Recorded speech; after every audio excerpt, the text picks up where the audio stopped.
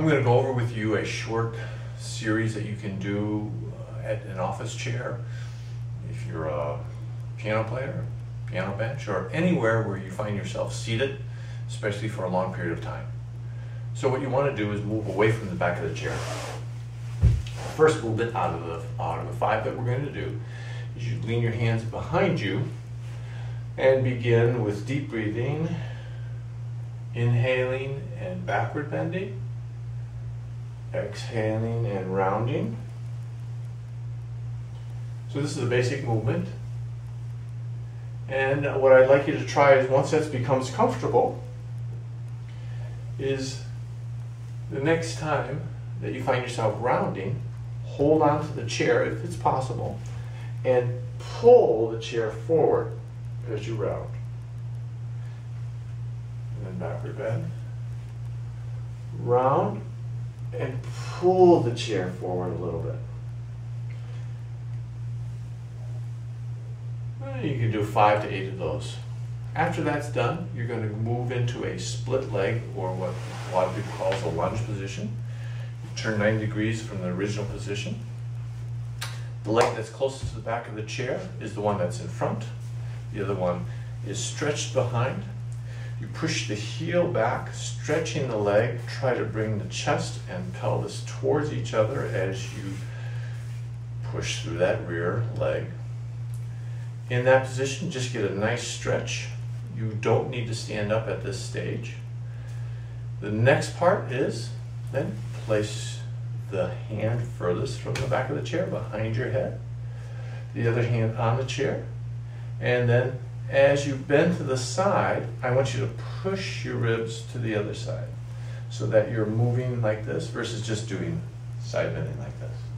So breathe deeply, exhale, and as you do this, you find that the knee on this downward side can extend towards the floor.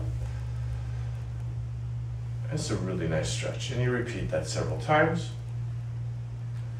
When you finish with that, again, you're going to stay in this split stance position. Reach both hands to the back of the chair. If you can't do that, put one hand on the chair, the other hand on your leg. Either way, you're then going to sit up tall. Again, bring the ribs and pelvis towards each other as you turn.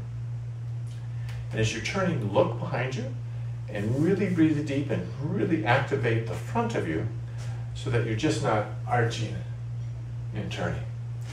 So you get a really nice, stable core, assisted turning. You can do that for holding, or you can just repeat several times, back and forth. So let's go to the other side. A back view on the camera. Rear leg behind you. Come into that. Work on that stretch of reaching that leg way behind you as far as you can. You're going to push that heel back down to the floor. You're just going to stretch in this position. So you're pushing that heel behind you, really bringing that leg as far back to your limit. Then take this hand, reach behind your head, the other hand on the table, or actually on the chair.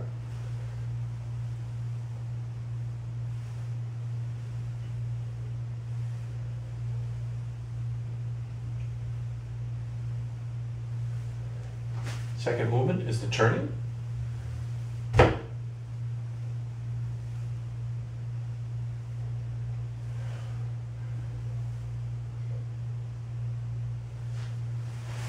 You can do 3, 4, 5 of those. 5 to 8 would be great. Next is come again, symmetrically pointing to the original front. You're going to do some squats, and there's several variations. So as you're at the edge, lean enough with a nice tall back, chest up.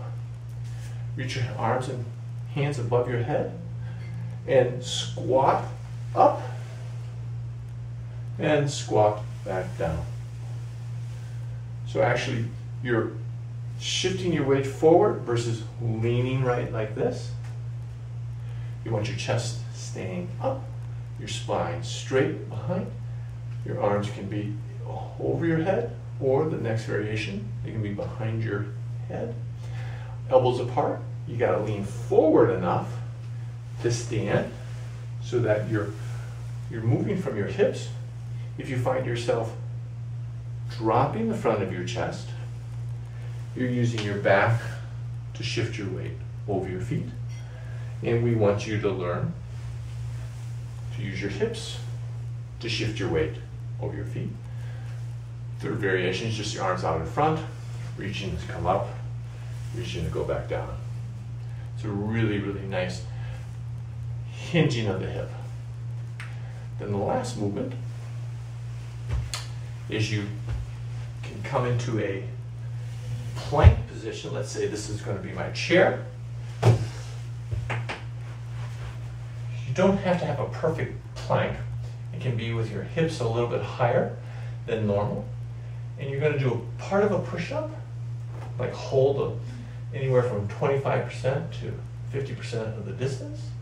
And you're going to shoot a leg out and back. And then you're going to shoot the other leg out and back. And this is just a really nice way to work your core and metabolically increase the amount of oxygen and circulation. You'll find that you feel very, very awake when you finish that activity.